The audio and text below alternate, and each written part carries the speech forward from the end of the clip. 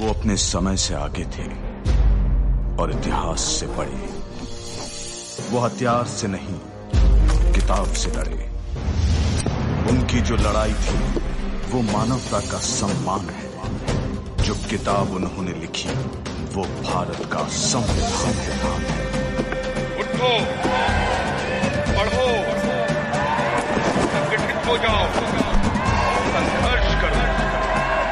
और हम उपस्थित हैं फिर से एक नया वीडियो लेके। वीडियो का विषय जो है आम पब्लिक से, SC ST OBC से रहेगा।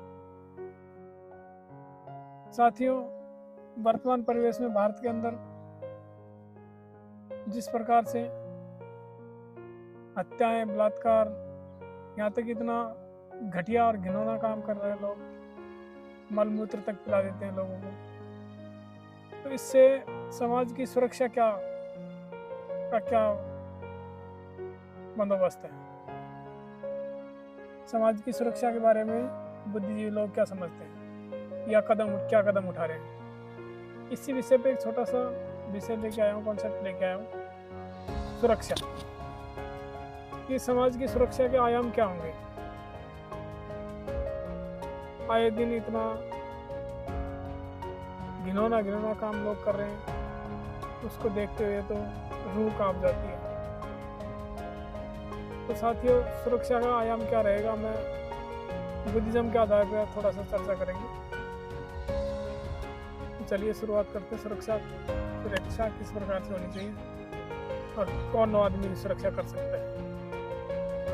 तो संतक सुता इस संयुक्त निकाय में लिखा है, अत्तान रखंतो परन रखंती, परन रखंतो अत्तान रखंती।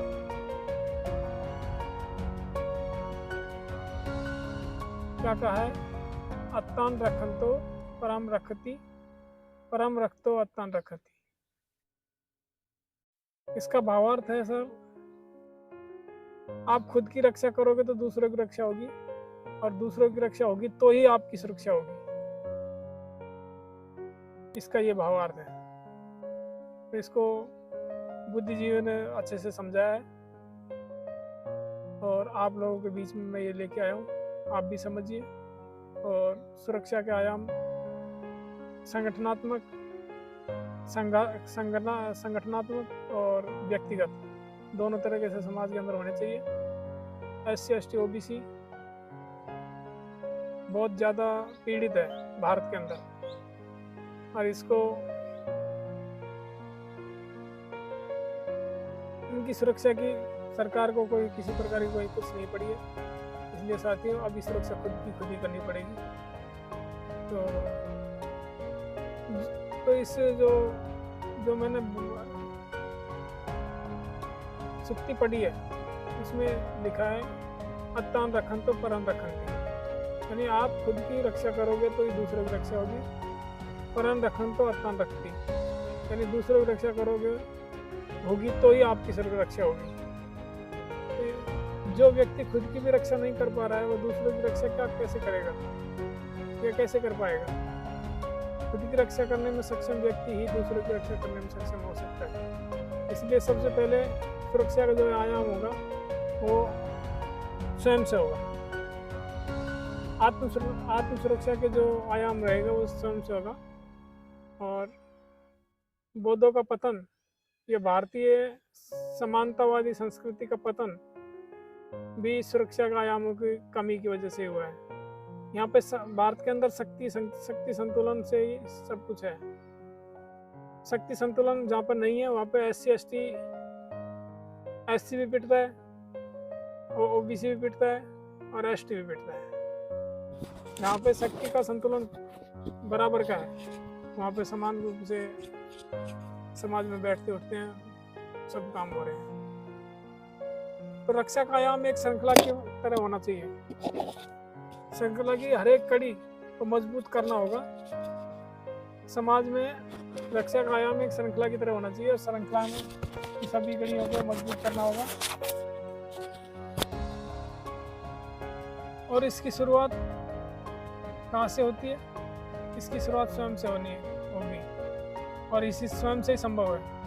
शुरुआत स्वयं से होनी चाहिए, क्योंकि संभव है स्वयं से होना। क्योंकि जिन लोगों ने ये मर्म जान लिया हो कि खुद की रक्षा करोगे तो ही दूसरे की रक्षा होगी, और दूसरों की रक्षा होगी तो ही मेरी सुरक्षा होगी, वह व्यक्ति ही स्वयं की रक्षा में शुरुआत कर सकता है। इसका मतलब हुआ समाज के हर एक व्यक्ति को आत्म सुरक्षा की तकनीक से लैस होना पड़ेगा, हर एक व्यक्ति में योद्धा बनना पड़ेगा।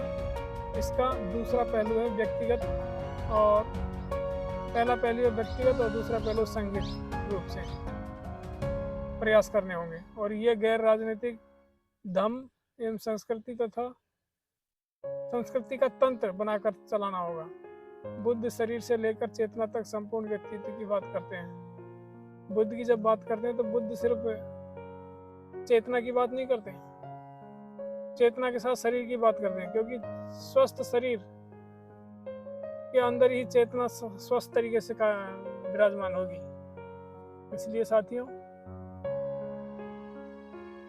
समाज की सुरक्षा का ठेका किसी राजनेता या किसी पुलिस या किसी मिलिट्री आर्मी के ऊपर नहीं छोड़ सकते। समाज का, देश का नहीं, समाज की सुरक्षा का ठेका किसी पुलिस या आर्मी के ऊपर नहीं छोड़ सकता, क्योंकि आर्मी और पुलिस देश की रक्षा करती है, समाज की रक्षा नहीं कर सकती। किस किस के साथ घूमेगी पुलिस और आर्मी? इसलिए साथियों, हर व्यक्ति को योद्धा बनना पड़ेगा, हर व्यक्ति को सेल्फ डिफेंस सीखना पड़ेगा। हम बच्चों को सेल्फ डिफेंस सिखाते हैं, नहीं, बच्चों के साथ खुद भी सीखिए, और सेल्फ डिफेंस सीख के उसको सेल्फ डिफेंस में ही काम दीजिए। किसी के ऊपर अत्याचार नहीं करना है। वैसे भी हम लोग अत्याचार करते किस पर हैं? हम तो खुद पीड़ित हैं, SC/ST ऑफिसर खुद पीड़ित हैं। और जब SC/ST को ये बात समझ में आ जाएगी कि सुरक्षा का आयाम व्यक्तिगत खुद से होगा और खुद के साथ साथ समाज से होगा। लोग व्यक्तिगत सुरक्षा का आयाम तो कर लेते हैं, पर सामाजिक नहीं कर पाते, इसलिए वो सामूहिक तरीके से वो पीड़ित रहते हैं। तो साथियों, आज की वीडियो में बस इतना ही। सुरक्षा के आयाम के बारे में मैंने आपको बताया कि सुरक्षा व्यक्तिगत होनी चाहिए, व्यक्तिगत के साथ में सांघिक होनी चाहिए, यानी संगठनात्मक होनी चाहिए। पहले व्यक्तिगत, फिर संगठनात्मक, और फिर इसका धर्म एवं संस्कृति का तंत्र बनाकर चलाना पड़ेगा, तभी हम सुरक्षित हो पाएंगे। हमारे बच्चे, हमारे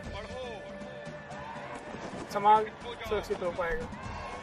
इसके लिए आगे आइए, और आगे आने वाले सभी क्रांतिकारियों को मेरा